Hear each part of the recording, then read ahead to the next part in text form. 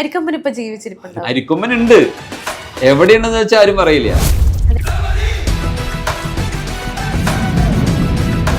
ആനേനെയും അവർ ചെയ്യുന്നുണ്ടാവും, വളരെ കൃത്യമായിട്ട് അവർ നിരീക്ഷിച്ച് ആനയുടെ കൊമ്പെടുക്കുന്നുണ്ടാവും. പക്ഷെ നമുക്കത് അറിയില്ലല്ലോ, കാട്ടിനകത്താണ് നടക്കുന്നത്.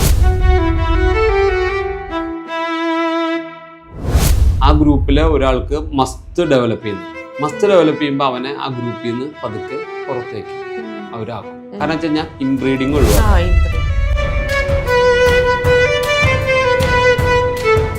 ആ സമയത്താണ് ഒരു സ്മെല്ല്, ഫെറമോൺസ് ഒക്കെ ഉണ്ടാവും. അപ്പൊ ഇതിന്റെ സ്മെല്ല് കിട്ടിയിട്ടാണ് ഫീമെയിൽസ് മീറ്റിങ്ങിന് വേണ്ടി സെലക്ഷൻ ആയിട്ട് വരിക.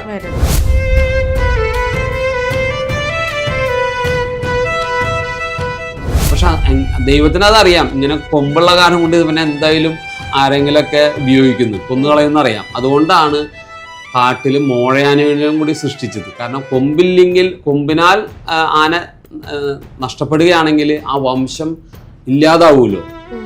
വംശം മെയിലില്ലെങ്കിൽ ഫീമെയിൽ മാത്രമായതുകൊണ്ട് വംശം നിലനിൽക്കില്ലല്ലോ. അപ്പൊ ദൈവം എന്ത് ചെയ്തെന്ന് വെച്ച് കഴിഞ്ഞാല് അതിനോടൊപ്പം തന്നെ മോഴേനും കൂടി സൃഷ്ടിച്ചു. മോഴ എന്ന് പറയുന്നത് മെയിൽ. എല്ലാവർക്കും നമസ്കാരം. ഇന്ന് നമ്മളുള്ളത് തൃശ്ശൂരിലെ ആധുനിക ആന ചികിത്സാ കേന്ദ്രത്തിലാണ്. നമ്മുടെ കൂടെ ഉള്ളത് ഡോക്ടർ BP ഗിരിദാസ് സർ. നമസ്കാരം. നമസ്കാരം.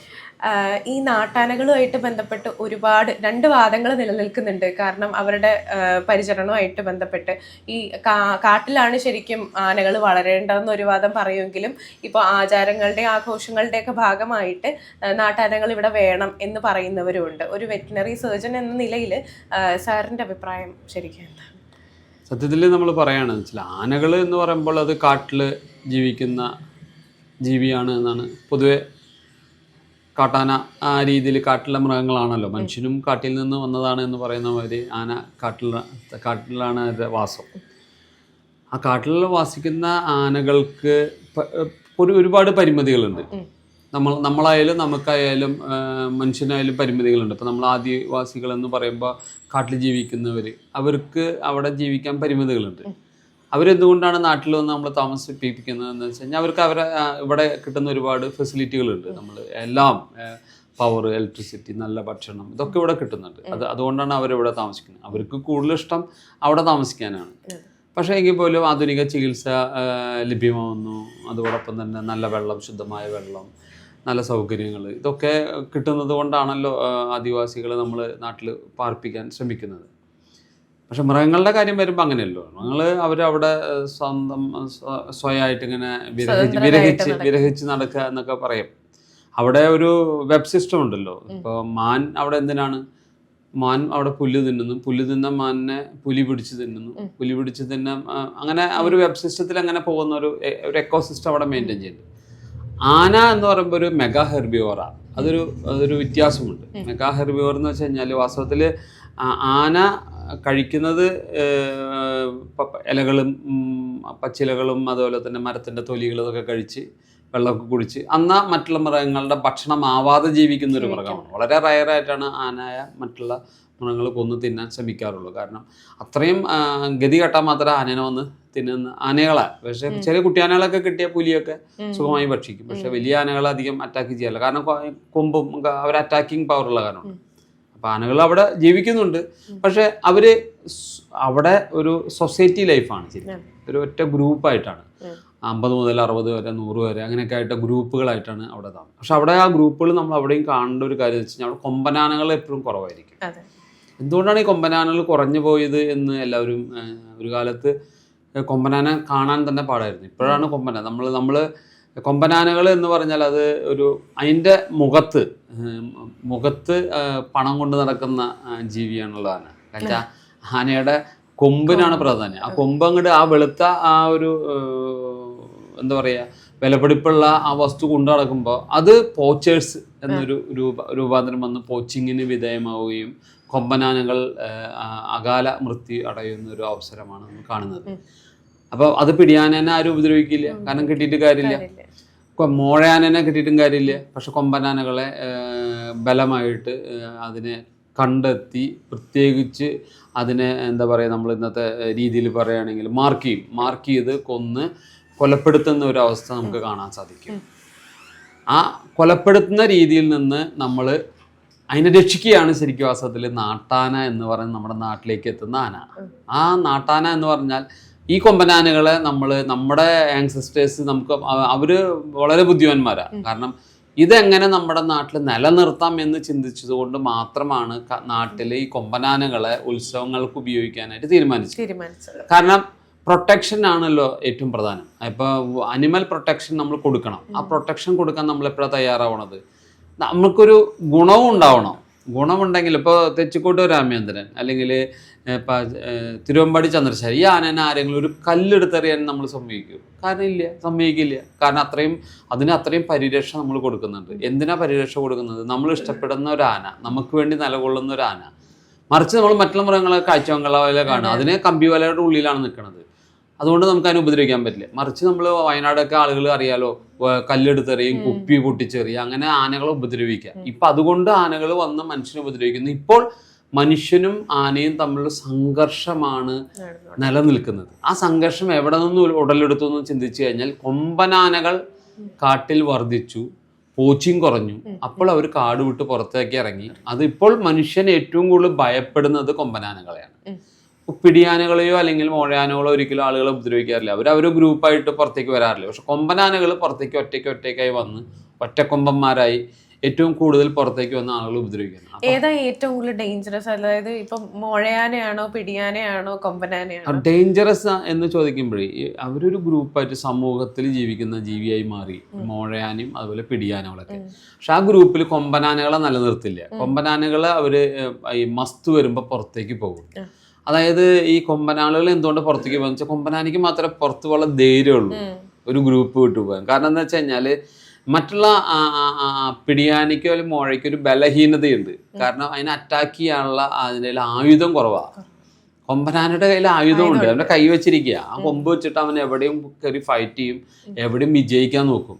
മോഴയ്ക്കോ അല്ലെങ്കിൽ പിടിയാനയ്ക്കോ കൊമ്പില്ലാത്തത് കൊണ്ട് അവർ ഒരിക്കലും പുറത്ത് വിട്ടു പോവില്ല. അവർ ആ ഗ്രൂപ്പിൽ നിന്ന് പുറത്ത് പോവില്ല. ഗ്രൂപ്പിൽ നിന്ന് പുറത്ത് പോയില്ലെങ്കിൽ ഒറ്റയാനാവില്ലെങ്കിൽ ആക്രമണം കുറഞ്ഞു, ജനങ്ങളെ ഉപദ്രവിക്കില്ല. ഇപ്പൊ ദിനം പ്രതി നമുക്ക് കേൾക്കാം കൊമ്പനാനകളായിരിക്കും കൂടുതൽ.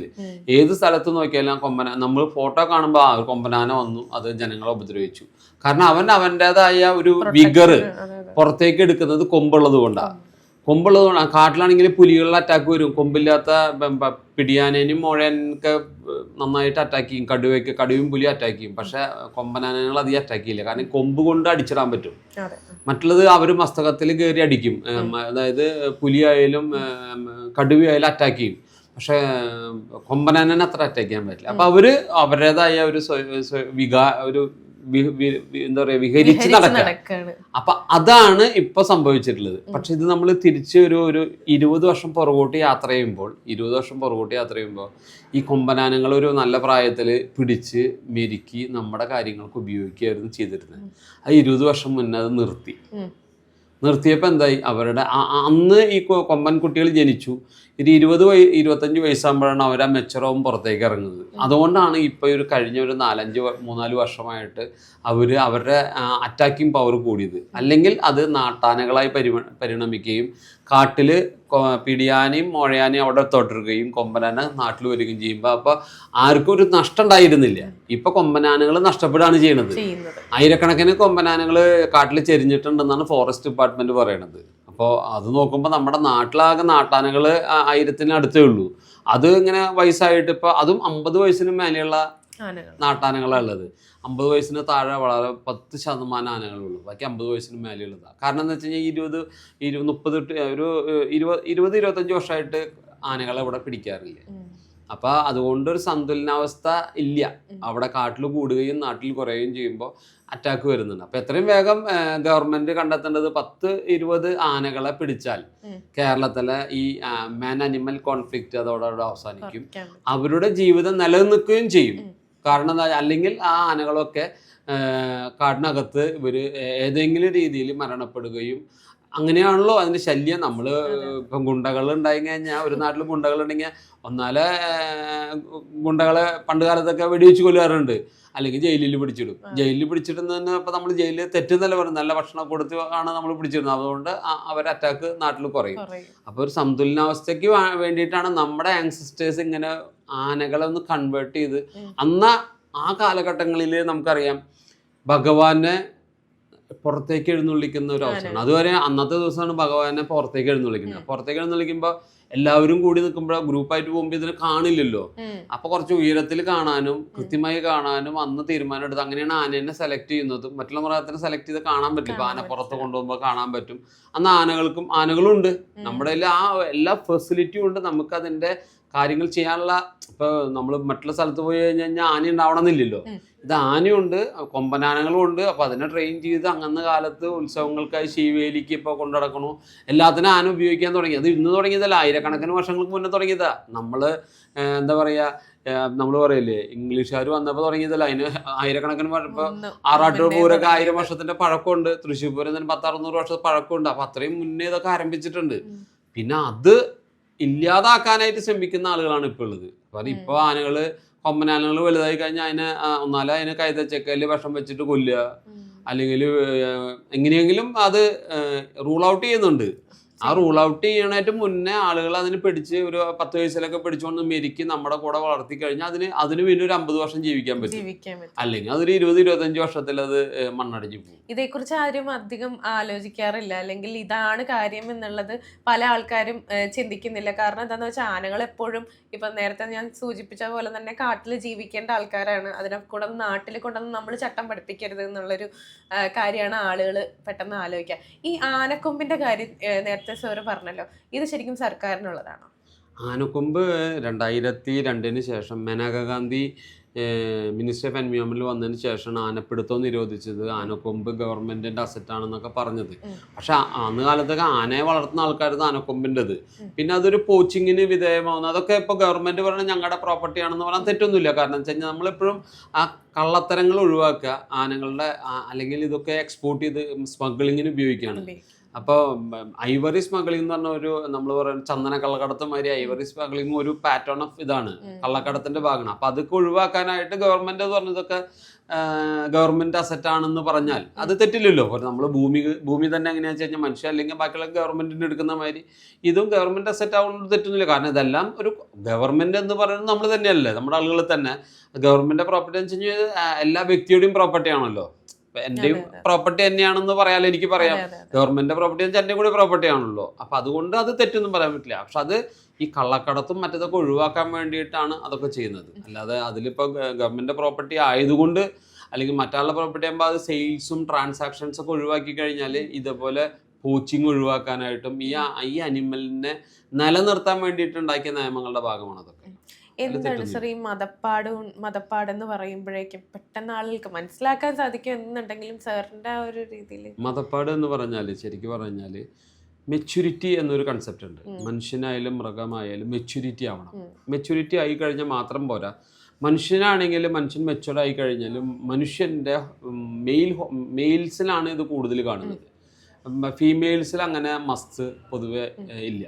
മെയിൽസിൽ മസ്ത് കാണുന്നത് വെച്ച് കഴിഞ്ഞാൽ മെയിൽ, അതായത് കൊമ്പനാനകൾ അല്ലെങ്കിൽ മോഴയാനകൾ, ഇത് രണ്ടും മെയിൽ സിസ്റ്റമാണ്.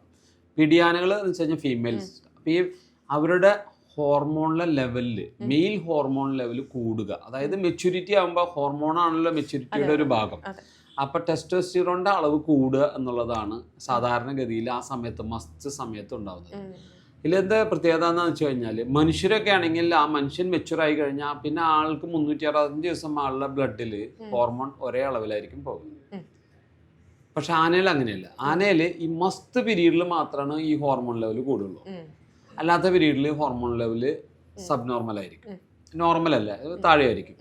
മസ്ത് ആയി കഴിഞ്ഞ് പ്രീ മസ്ത് പോസ്റ്റ് മസ്ത് ഈ പീരീഡിൽ ഇങ്ങനെ പതുക്കെ അതിൻ്റെ ടെസ്റ്റോസ്റ്ററോൺ ലെവൽ അപ്പ് ചെയ്ത് 200 മൈക്രോൺ വരെ, അതായത് നോർമലി 3 to 4 മൈക്രോൺസ് ഉണ്ടാവുക. അത് 10 ആയി കഴിഞ്ഞ് പിന്നെ സഡനായിട്ടൊരു പെട്ടെന്ന് പൊന്തി വരും. പിന്നെ അത് 200 മൈക്രോൺ ലെവലിലേക്ക് എത്തുമ്പോഴാണ് ആ മസ്ത് വീഴ. ആ നേരത്ത് അവനെ കൺട്രോൾ ചെയ്യാൻ ആർക്കും പറ്റില്ല എന്നുള്ളതാണ്. എൻ്റെ മസ്തിൽ കൺട്രോൾ ചെയ്യാൻ ആനകളുണ്ട്, പക്ഷെ അവൻ്റെ വിഗർ കാണിക്കും.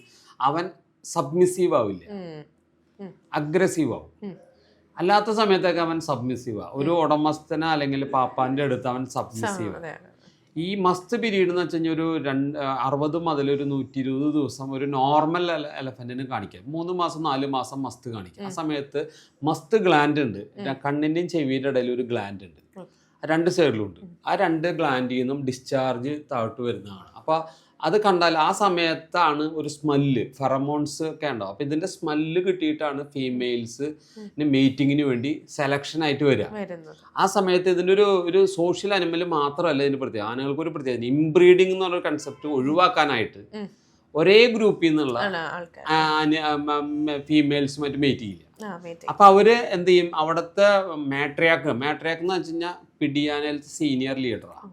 അവരാണ് ഇതൊക്കെ ആ ഗ്രൂപ്പിനെ കൺട്രോൾ ചെയ്യുന്ന മാട്രിയാക്കിന് മനസ്സിലാവും ആ ഗ്രൂപ്പിലെ ഒരാൾക്ക് മസ്റ്റ് ഡെവലപ്പ് ചെയ്യുന്നുണ്ട്. മസ്റ്റ് ഡെവലപ്പ് ചെയ്യുമ്പോൾ അവനെ ആ ഗ്രൂപ്പിൽ നിന്ന് പതുക്കെ പുറത്തേക്ക് അവരാക്കും. കാരണം വെച്ച് കഴിഞ്ഞാൽ ഇംബ്രീഡിങ് ഒഴിവാക്കാം, ആ ഗ്രൂപ്പിലുള്ള മീറ്റിംഗ് നടക്കാൻ പാടില്ല. അപ്പൊ പുറത്തേക്ക് പോയി കഴിഞ്ഞാൽ അവൻ ആ പുറത്തേക്ക്, അതാണ് ഒറ്റയാന്ന് പറഞ്ഞിട്ട് പുറത്തേക്ക് പോകുന്നത്. ഇത് പുറത്തേക്ക് വന്നാൽ ഈ ഗ്രൂപ്പിനെ കണ്ടാലും അല്ല, അവൻ പുറത്ത് പോയി കഴിഞ്ഞാൽ ഈ പീരീഡ് അവൻ ഇങ്ങനെ അലഞ്ഞു നടക്കും. അവൻ മീറ്റിങ്ങിന് വേണ്ടിയിട്ട് ഒരു ഫീമെയിലിന് വേണ്ടി സെർച്ചിങ് ആയിരിക്കും.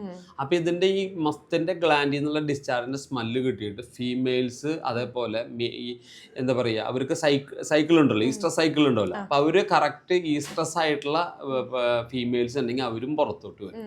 അങ്ങനെ രണ്ട് ഗ്രൂപ്പിൽ നിന്ന് വരുന്ന രണ്ട് പിടിയാനയും ഒരു ഗ്രൂപ്പിൽ നിന്നുള്ള കൊമ്പനാനും കൂടി മേറ്റ് ചെയ്ത് മീറ്റിംഗ് സക്സസ്ഫുൾ ആയി കഴിഞ്ഞാൽ അതിനെ ഒരു കോൺഗ്രസ് എന്ന് പറയാം. ഈ മീറ്റിങ്ങിനെ ഒരു പറയുന്ന പേരാണ് കോൺഗ്രസ്.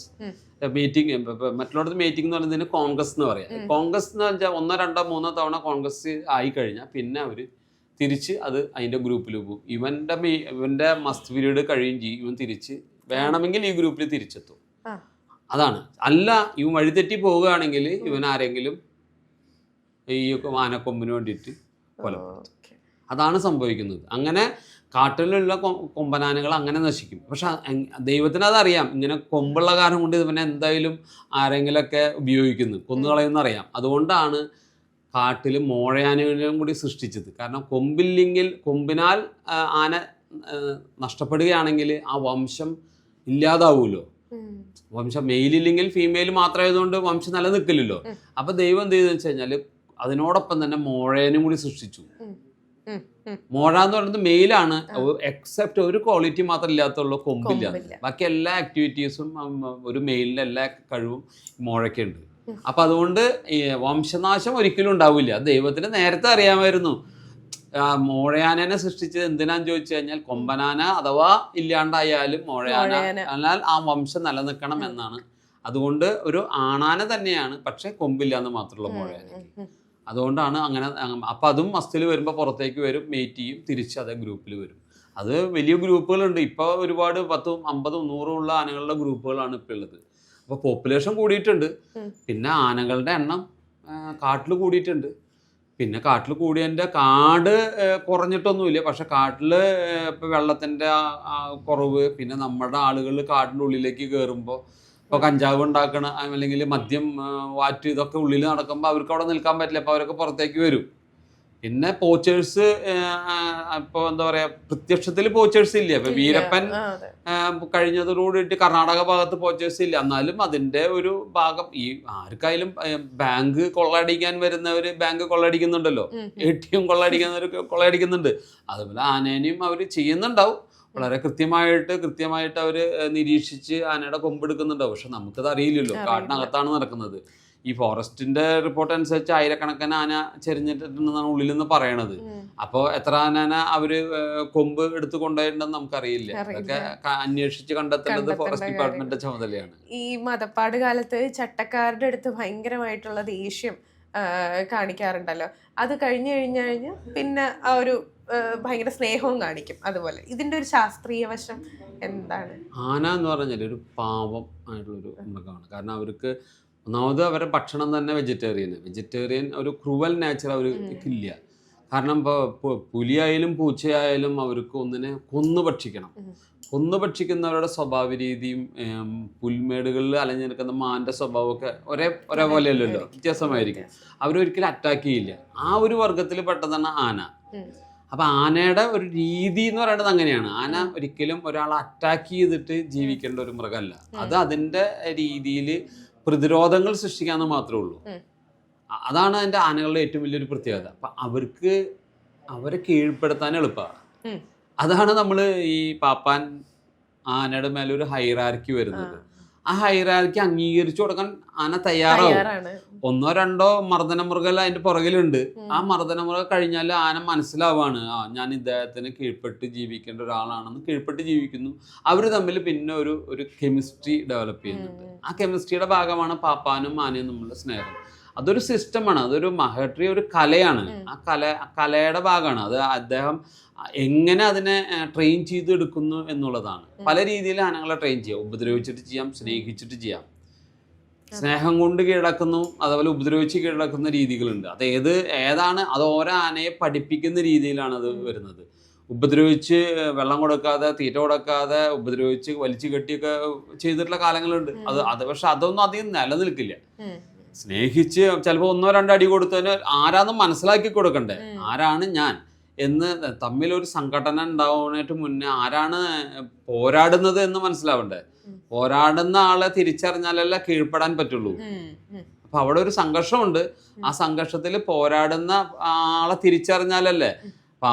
എന്ന ആളാണ് എന്നെ പാപ്പാനായിട്ട് ആള് തമ്മിലുള്ള ഒരു പോരാട്ടമുണ്ട്. ആ പോരാട്ടത്തിൽ ആന വലിയ ജീവിയും മനുഷ്യൻ ചെറിയ ജീവിയാണ്. അപ്പൊ അതിനനുസരിച്ചുള്ള ഒരു അറേഞ്ച്മെന്റ്സ് ഇവിടെ മനുഷ്യൻ ചെയ്തിട്ടാണ് അതുമായി പോരാടുന്നത്.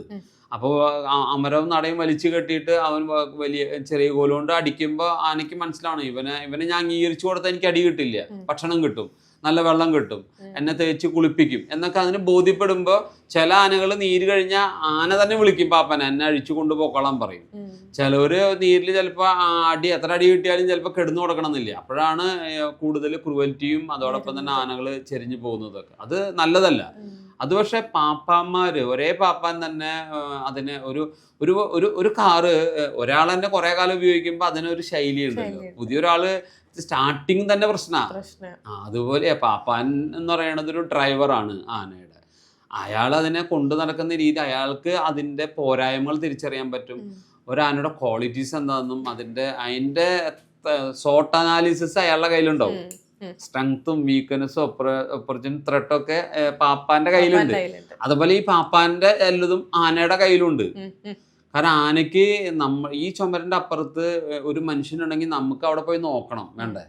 പക്ഷെ ആനയ്ക്ക് ഇവിടെ നിന്ന് അറിയാം അതിന്റെ അപ്പുറത്ത് ആളുണ്ടെന്ന്. അപ്പൊ അതിന്റെ അത്രയും കഴിവ് ആനയ്ക്കുണ്ട്. നമുക്ക് വിചാരിക്കും നമുക്കാണ്, മനുഷ്യനാണ് ഏറ്റവും കഴിവുന്നത്. അതല്ല, മനുഷ്യനേക്കാളും ഒരുപാട് കഴിവുള്ളത് മൃഗങ്ങൾക്ക് തന്നെയാണ്. ചില കഴിവുകൾ നമുക്ക് സ്പെസിഫിക് ആയിട്ട് പറഞ്ഞത് കൊണ്ട് ചിന്തയിലും ബുദ്ധിയും കുറച്ചൊക്കെ ഉണ്ടെങ്കിലും അവർ ഘ്രാണശക്തിയിൽ നമ്മളെക്കാൾ എത്രയോ മുന്നിലാണ് ആന നിൽക്കുന്നത്. ആനന്റെ തുമ്പി തന്നെ അതുപോലെ തന്നെ നീളമുള്ള തുമ്പി. അപ്പൊ അവിടുന്ന് സ്മെല് ചെയ്തിട്ട് തന്നെ കിലോമീറ്ററിൽ തന്നെ ആനയ്ക്ക് മനസ്സിലാക്കാൻ പറ്റും ഇത് എവിടെ എന്തോ സംഭവം ഉണ്ട് നമുക്ക്. അല്ലെങ്കിൽ ഒരു പാപ്പാൻ ആള് ബസ് ഇറങ്ങി കഴിഞ്ഞാൽ തന്നെ ആന അവിടെ നിലങ്കൈ അടിക്കുന്ന ആനകളുണ്ട്. ഒരു 500 മീറ്റർ അകലെ അല്ലെങ്കിൽ 100 മീറ്റർ 200 മീറ്റർ അകലെ ആന പാപ്പാൻ ബസ് ഇറങ്ങിയിട്ടുണ്ടെങ്കിൽ ഇവിടെ കെട്ടിയ തറിയിൽ ആന നിലങ്കൈ അടിക്കും. കാരണം ആള് അവിടെ വന്നു എന്ന് അറിയാനുള്ള കഴിവ് നമുക്കത് പറ്റും. നമുക്ക് തൊട്ടടുത്ത് വന്ന് വിളിച്ചാൽ തന്നെ അറിയുള്ളൂ ഇന്നാളെ എത്തിയെന്നുള്ളത്. അപ്പൊ അത്രയും കഴിവുള്ള ഒരു മൃഗങ്ങളുടെ കഴിവ് മനുഷ്യർക്ക് ഇല്ല വാസ്തവത്തിൽ. പക്ഷെ അതിനെ നമ്മൾ എങ്ങനെ മാനിപ്പുലേറ്റ് ചെയ്ത് കൊണ്ടുപോകുന്നു എന്നുള്ളതാണ്. ഈ മതപ്പാട് കാലത്തപ്പോ എന്തായിരിക്കും ഇതിന്റെ ഇടയിൽ സംഭവിക്കുന്നത്? അതായത് ഭയങ്കര ദേഷ്യം കാണിക്കുന്നത് സ്വാഭാവികമായിട്ടുള്ള മതപ്പാട് കാലത്ത് അവന് കിട്ടുന്ന ഒരു അവസരമാണ്. ആ സമയത്തും നമ്മൾ അതിന് ചങ്ങലക്കിട്ടിരിക്കുകയാണ്. വെള്ളം കൊടുക്കുന്നു, ഭക്ഷണം കൊടുക്കുന്നു, അതൊക്കെ ചെയ്യുന്നുണ്ട്. അവന് ഇഷ്ടമാണെങ്കിൽ കഴിക്കാം, ഇഷ്ടമല്ലെങ്കിൽ കഴിക്കാതിരിക്കാം. അവൻ്റെതായ ഫ്രീഡം ഉണ്ട്. പക്ഷെ അവനെ നിയന്ത്രിക്കാൻ പോകാറില്ല. കമാൻഡ് എന്നൊരു സാധനം ആ സമയത്ത് പാടില്ല. കമാൻഡ് ചെയ്യാൻ പാടില്ല. കമാൻഡ് ചെയ്യുമ്പോഴാണല്ലോ ഒരാളുടെ കീഴ്പ്പെടുത്തലിന്റെ ഭാഗമാണ്. ഇപ്പം ഞാൻ പറഞ്ഞാൽ മറ്റൊരാൾ അംഗീകരിക്കുകയോ അനുസരിക്കുന്നുണ്ടെങ്കിൽ എൻ്റെ കമാൻഡിന്റെ പുറത്താണ്. അപ്പം ആ കമാൻഡ് അവിടെ അംഗീകരിക്കാത്തൊരു സമയമാണ് ആനയുടെ മസ്ത് പിരീഡ്. ആ സമയത്ത് പരമാവധി പാപ്പാൻ അവിടെ നിന്ന് മാറി നിൽക്കുക. കഴിഞ്ഞാൽ അവൻ്റെ ഈ ടെസ്റ്റോസ്റ്ററോൺ ലെവൽ ഉയർന്നു കഴിഞ്ഞാൽ താഴാനുള്ള സമയമുണ്ടല്ലോ. ആ താഴ്ന്നു കഴിഞ്ഞാൽ പതുക്കെ ആന തന്നെ വിളിക്കും, എന്നെ ഇനി അഴിച്ചു കൊണ്ടുപോകുള്ളൂ, എൻ്റെ ഇതൊക്കെ കഴിഞ്ഞു. അപ്പോൾ ചോദിക്കുന്നൊരു ചോദ്യമുണ്ട്, അപ്പൊ ആ സമയത്ത് ആനയ്ക്ക് ബ്രീഡിങ്ങിനുള്ള ഫെസിലിറ്റി നമ്മൾ കൊടുക്കുന്നില്ലല്ലോ എന്നുള്ളത്. അങ്ങനെ ഒരു ചോദ്യം ഉണ്ടല്ലോ. ബ്രീഡിങ്ങിന്റെ ടൈം ആയതുകൊണ്ടാണല്ലോ അത് ബ്രീഡബിൾ കണ്ടീഷനിലാണ്. അത് വിചാരിച്ചിട്ട് ആന മസ്തിൽ വന്ന് വിചാരിച്ചിട്ട് ബ്രീഡ് ചെയ്യണമെന്ന് നിർബന്ധമൊന്നുമില്ല. ഇതിപ്പോ നമ്മള് 2 ആനനെ ഒരു സ്ഥലത്ത് ഒരു ഫീമെയിലിന് മെയിലിന് അടുത്തിട്ടിട്ട് പക്ഷെ അവര് ഒരിക്കലും മീറ്റ് ചെയ്യുന്നില്ല. ഫീമെയില് ഈസ്ട്രസാണ്, മെയില് മസ്തിലാണ്, പക്ഷെ മീറ്റ് ചെയ്യണില്ല. അതൊരു എന്താ പറയാ അവോയ്ഡൻസ് സിറ്റുവേഷനും ഉണ്ട് അവിടെ. അപ്പൊ അത് നിർബന്ധമുള്ള കാര്യമാണെന്ന് പറയണമില്ല, അപ്പൊ നമ്മള് ഒരു ആനയിൽ അങ്ങനെ ചെയ്തിട്ട് ഒരു നിലയ്ക്ക് അവര് തമ്മിൽ ബ്രീഡ് ചെയ്യണില്ല. അപ്പൊ അങ്ങനെ നടക്കണ കാര്യമല്ല, ഒരു കോയിൻസിഡൻസ് ആണ്, അത് ലക്കും കൂടെ അതിലുണ്ട്. ഈ മേറ്റ് ചെയ്യാൻ പറ്റാത്ത ഒരു സാഹചര്യത്തിൽ അല്ലെങ്കിൽ മേറ്റ് ചെയ്യാൻ വിട്ടുകൊടുത്തിട്ട് മേറ്റ് ചെയ്യുന്നില്ല, അവര് ആ മേറ്റ് ചെയ്യില്ല. ബാക്കി പക്ഷെ അവര് നിരന്തരം കാണുന്ന ആളുകളാണ്. അപ്പൊ അവർക്ക് അതുകൊണ്ടാണോന്ന് അറിയില്ല, ചിലപ്പോ അങ്ങനെയാവാം. കാരണം ആ ഒരു സൊസൈറ്റി നേച്ചറും പിന്നെ കൾച്ചറും അങ്ങനെ ഉണ്ടാവും. അപ്പൊ അത് സ്ഥിരം അടുത്തുള്ള 2 ആനകളെ ഒരിക്കലും പിന്നെ അവര് മേറ്റ് ചെയ്യുന്നില്ല. ഇങ്ങനെ മേറ്റ് ചെയ്യാത്ത ഒരു സാഹചര്യത്തിലുണ്ടല്ലോ, ഇവരുടെ ലൈംഗിക താല്പര്യങ്ങൾക്ക് അവര് എങ്ങനെയായിരിക്കും, അതെങ്ങനെയായിരിക്കും നിറവേറുക? ഇല്ല, അങ്ങനത്തെ ഒരു അവസ്ഥ ഇല്ല. എന്ന് വെച്ച് കഴിഞ്ഞാൽ അങ്ങനെ ഇപ്പൊ മൃഗങ്ങളെ സംബന്ധിച്ച് അവസരം കിട്ടിയില്ലെങ്കിൽ കിട്ടിയില്ല, അത്രേ ഉള്ളൂ. പക്ഷെ ഇത് മസ്തിൽ നിൽക്കുമ്പോൾ അവൻ നടക്കൂല്ലോ. അപ്പൊ കാട്ടിലായാലും അങ്ങനെ തന്നെയാണ്. കാട്ടിലായാലും ഈ പറഞ്ഞ മാതിരി ഒരു 80% മേറ്റ് ചെയ്യുന്നത് കൊമ്പനാനകളല്ല എന്നുള്ളതാണ് കണക്ക് പറയുന്നത്, മോഴയാനകളാണ്. അതാണ് അതിന്റെ മറ്റൊരു ഇത്. കൊമ്പനാനകള് ഇങ്ങനെ മസ്തായി പുറത്തേക്ക് ഇറങ്ങുന്നു, പക്ഷെ മീറ്റിംഗ് നടക്കുന്നത് കൂടുതലും മോഴയാനകളായിട്ടാണെന്നാണ് പറയണത്. അപ്പോൾ മീറ്റിംഗ് സക്സസ്ഫുൾ ആവുന്നതും മോഴയാനങ്ങളായിട്ടാണ്. അതാണ് അതിന്റെ കണക്കുകൾ പറയണത്. അരിക്കൊമ്പൻ ലക്ഷക്കണക്കിന് ചെലവ് ചെയ്തിട്ട് നമ്മളിവിടെ കഴുത്തില് ഇതൊക്കെ ഇട്ട് അവിടെ വിട്ടിട്ടുണ്ട്. പക്ഷെ ആരെങ്കിലും അതിന്റെ ഡാറ്റ ഇല്ല, ഡാറ്റ പറയണമില്ല. ഇപ്പൊ ഞാനിവിടെ ജീവിച്ചിരിപ്പണെങ്കിൽ നിങ്ങൾക്ക് എന്നെ കാണാലോ. ഇന്നത്തെ ലോകം അങ്ങനെയല്ലേ. പക്ഷെ ലോകം മാറിയിട്ടില്ല. ഇപ്പൊ ഇന്നിപ്പോ എവിടെയെങ്കിലും ഒരു മൊബൈലിൽ ക്ലിപ്പ് എടുത്താലോ അല്ലെങ്കിൽ ഇത് കാണിച്ചു കൊടുക്കാലോ, ഇതാണ് അരിക്കൊമ്പൻ എന്ന്. പക്ഷെ ആരും കാണിച്ചു തരുന്നില്ല. അരിക്കൊമ്പൻ ഉണ്ട്, എവിടെയുണ്ടെന്ന് വെച്ചാൽ ആരും പറയില്ല. ജീവിച്ചിരിക്കണെങ്കിൽ എന്തായാലും കാണിച്ചാനേ, അതാണല്ലോ ശരി. അതെനിക്കറിയില്ല. ജീവിച്ചിരിക്കണമെങ്കിൽ അത് കാണിക്കേണ്ടതാണ് ശരിക്കും പറഞ്ഞത്. ഇപ്പൊ ഞാൻ ജീവിച്ചിരിക്കണമെങ്കിൽ നിങ്ങൾക്ക് കാണാലോ, ഞാൻ പറഞ്ഞിരിക്കേണ്ട ആവശ്യമില്ലല്ലോ. പരിക്കൊമ്പനെ എവിടെയാന്നുള്ളത് കാണിക്കേണ്ട ഒരു ഉത്തരവാദിത്വം അതിനെ കൈകാര്യം ചെയ്തവർക്കുള്ളതാ. ജനങ്ങളുടെ മനസ്സിൽ ഇടം പിടിച്ച ഒരു നല്ലൊരു സുന്ദരനായ ഒരു ആനക്കുട്ടിയാണ് അരിക്കൊമ്പൻ. അരിക്കൊമ്പനെ ഇല്ലാണ്ടാക്കിയോ ഉണ്ടോ ഉള്ളത് കാണിക്കേണ്ട ചുമതല ആരെയാ? അതിന് ഉത്തരം പറയേണ്ടത് ആരാ? അരിക്കൊമ്പനെ പിടിച്ചവര് അല്ലേ? അവര് പറയട്ടെ.